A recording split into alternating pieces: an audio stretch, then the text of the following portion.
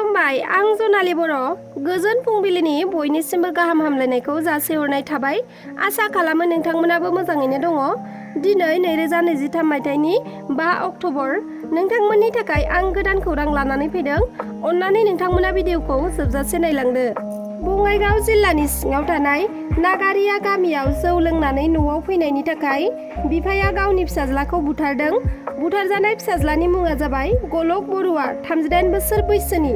गलक बरुवाया जौ लोंना फैना अयथासार खालामबाय थानायखौ असे बिफाया सहायनो हायियाव गोबौ हाथियारजों खर' आरो गोदोनायाव दानख्लाब दानसि खालामना इनायै बुथारदों आरो जाथाया जाखांनायनि उनाव बिफाया पुलिसजों एरेस्ट खालामजादों।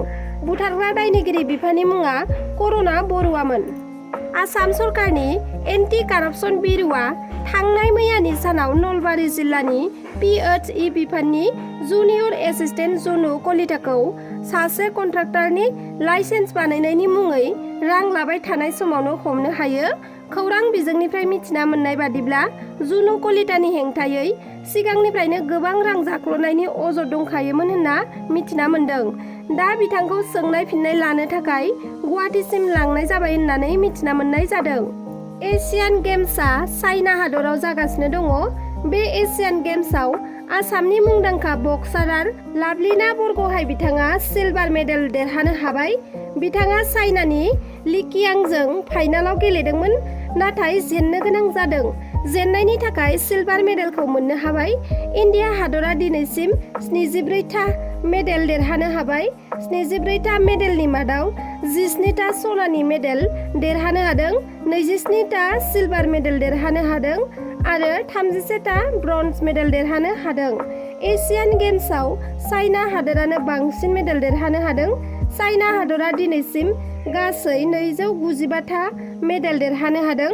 बिनि मादावनो 160था सनानि मेडेलखौ देरहानो हादों आरो जापान हादरा मेडेल देरहानो हानाय हिसाबै नैथि पजिशनाव दङ आरो साउथ करियाया थामथि पजिशनाव दङ आरो इन्डिया हादरा मेडेल देरहानो हानाय हादर हिसाबै ब्रैथि नाम्बाराव दङ।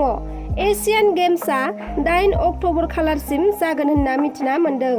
आसामाव ड्राग्स फालांगि खालामग्रा सानै आसाम पुलिसआ एरेस्ट खालामजाबाय। बिसोरनि मुङा जाबाय कनस्टेबल यनिश आली आरो नारायण दास। बिसोरखौ हाइलाकान्दिनि पुलिसफोरा मैया एरेस्ट खालामबाय मानोना बिसोर सानै पुलिसफोरा ड्राग्सनि फालांगि खालामोमोन। बिहारनि एक्स चिफ मिनिस्टार लालु प्रसाद यादव आरो लालु प्रसाद यादवनि हिन्जाव राबड़ी देवी यादव आरो बिथांमोननि फिसाज्ला तेजास्वी यादव बिथांमोना जामिन मोनबाय। बिसोरखौ लेन्ड फर जबनि केसाव एरेस्ट खालामनाय जादोंमोन। लालु प्रसाद यादव बिथांमोनहा बिहारनि मानसिफोरनो हाखौ लानानै सरकारि साख्रि होनायनि थाखाय हमजादोंमोन।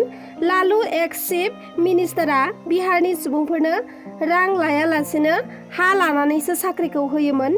मिथिना मोननाय बादिब्ला रेलवे डिपार्टमेन्टआव हा लायै लायै गोबां बिहारि सुबुंफोरनो साख्रि होदोंमोन।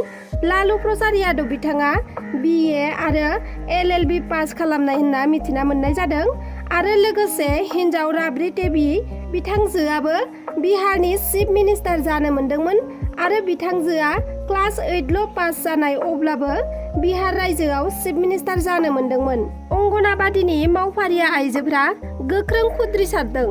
गावसोरनि मोनथायखौ मोननांगौनि थाखाय बरपेटा आरो बाक्सा डिस्ट्रिक्टनि सिमलायाव थानाय गबरधनायाव मैया गोख्रों खुद्रिसारदों। बेनि थाखाय माने इमान दिनै जोंनो 6000ल' फैसा मानुनि हिसाबै होबाय दं। बिनि खारनैनो जोङो बेखौ जे जों आरो कर्मचारि हिसाबै जोंखौ मानिना लायाखै, जोंखौ अनारियाम हिसाबै होबाय थायो। बे एसे फैसाखौ 6000 फैसाखौ जों जे इमान दिन इमान खस्थ' खालामनानै सोलिबोगासिनो दं। खम फैसादोथ' जों सालायनो हायाना, गथ' गथाय न'खर परियाल जों सालायनो हाया। एसे फैसादो जोङो बुस्थुनि दामा जेरखम जाबोदो बा गेस टेंकि गंसेयाव 1200 थाखा करि जादो, बेफोरबायदि दाम गोसानि दिनाव जों माबोरै मा खालामना सालायनो परियालखौ। गतिके जोंथ' दाबि खालामखानांगोनानो आरो जोंखौ सरकारि कर्मचारि हिसाबै जोंखौ सिकिउरिटि होनांगौ सरकारा। खै घन्टा माने सरकारा जोंनि दाबिखौ जेब्लालागि मानिया जेब्लालागि जों धरना होबाय थागोन। मब्लानिफ्राय लादोंमोन नोंसोरो? जोङो मैयानिफ्राय लादो, मैया 3 तारिखनिफ्राय। मैया मा हाबाफारि लानाय जादोंमोन मैया हाबाफारि जों इदिनो धर्मा खालामदों जों आरो पसन्टेकार बन्द खालामदो सेन्टार अपेन होनायखौ बन्द खालामदो सेन्टारनि जिखुनु खामानि जोङो बा टिका होनायनिफ्राय पाल्स पलिअनिफ्राय जोंनि जितु पसन्टेकार गथ'फोरखौ स्कुलाव फोरोंनाय जायो बेफोरखौ जों गासै खामानिखौनो थारमाने बन्द खालामदो मानि थाखायथ' गनायना लानो हायाखै बिसोरो मानि थाखाय माने सरकारा जोंखौ बारे बारे थगायबाय थायो होगोन दे जागोन दे बिदि होननानै बुङो बारे बारे आल'सनायाव थांबाथाय खिन्थु बे आल'सनाखौथ' कुनु दिन बिसोर जाफुंहोआ थगायबायल' थायो जोंखौ मोनसे टप होनानै दोनदो खालि जोंनो ललिपपल' देखायबाय थायो बिसोरो सरकारनिसिम मा खावलायोमोन सरकारनिसिम खावलायनाय माने जोङो जोंनि गासैबो अंगनबादि माबाफोरखौ कर्मचारिफोरखौ जोंखौ सरकारि हिसाबै निजुक्ति होनांगौ सरकारि खालामनांगौ गासैखौबो आरो बबे सेन्टारनिफ्राय फैदों नोंसोर जोङो सेन्टार माने जोङो दिनै गबर्थना प्रजेक्टनिफ्राय जोङो 1 नाम्बार सार्कुलनिफ्राय 5 नाम्बार सार्कुलालाय गासिबो दङ बेयाव गुबै धरना होनायनि थांखियानो जाबाय माने जोंनिया जोंनि माननिनि हल'नि जोंनो जितु माननि होयो बिनि हल'नि जोंखौ सरकारि कर्मचारि हिसाबै स्वीकृति होनाय बा जि जों दाबि खालामदो 21,000 दरमाहा बेखौ मानिना लानाय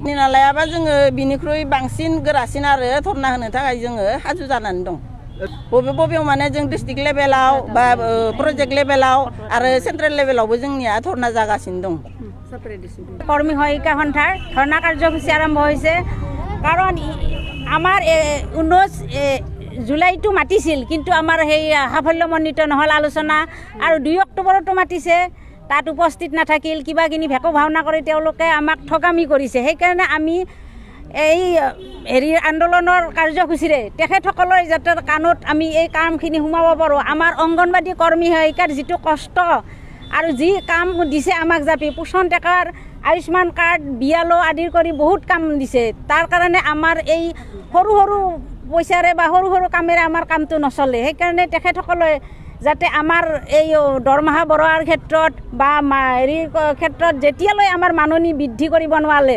আমাৰ অংগনবাদী কৰ্মীক 12,000 আৰু সহায়িকাক 10,000 টকা দিয়াৰ কাৰণে ধাৰ্য কৰিব দিছোঁ কিন্তু এতিয়ালৈ কথাটো মানে গুৰুত্ব দিয়া নাই চৰকাৰে আপোনালোকৰ মূল দাবী আমাৰ মূল দাবীটো আমাৰ মজুৰি বৃদ্ধি কৰাটো হয় যদি মজুৰি বৃদ্ধি চৰকাৰে আমাৰ জংকী আন্দোলন গঢ়ি তোলাৰ কাৰণে আমি এতিয়া আমাৰ প্ৰকল্প পৰ্যায়ৰ হৈ আছে 9 তাৰিখৰ পৰা আমাৰ ডিষ্ট্ৰিক্ট লেভেলৰ হ'ব তাৰপিছত ৰাজ্যিক লেভেলৰ হ'ব আমাৰ এই কাৰ্যসূচী যেতিয়ালৈকে মানি লয় তেতিয়ালৈ আমি এই কাৰ্যসূচী আমি তীব্ৰতৰ আন্দোলন গঢ়ি তুলিম আমি গোটেই অংগনবাদী কৰ্মী সহায়িকাই আমি জাগ্ৰত হৈ এই কামটো যাতে আমাৰ আন্দোলনটো সাফল্যমণ্ডিত হয় তাৰ কাৰণে আমি অশেষ চেষ্টা কৰিম এতিয়া 3 অক্টোবৰৰ পৰা আৰম্ভ হৈছে আমাৰ প্ৰকল্প পৰ্যায়ৰ হৈছে সেইটো 7 অক্টোবৰলৈ থাকিব আৰু 9 অক্টোবৰৰ পৰা আমাৰ ডিষ্ট্ৰিক্ট লেভেলৰ হ'ব दिनैनि खौराङा बेखिनियानोमोन नोंथांमोना आंनि खौरांखौ जोबजासिम नायलांनायनि थाखाय रोजा रोजा साबायखर थाबाय नोंथाङा जुदि आंनि चेनेलखौ साबस्क्राइब खालामाखैब्ला अन्नानै साबस्क्राइब खालामनानै लादो जाहाथे आंनि गोदान भिडिअ एंगारोब्ला नोंथांमोनाव सौहैनो हानाय बादि लोगोसे लाइक शेयार कमेन्ट खालामनो दाबाव गोजोन्थों।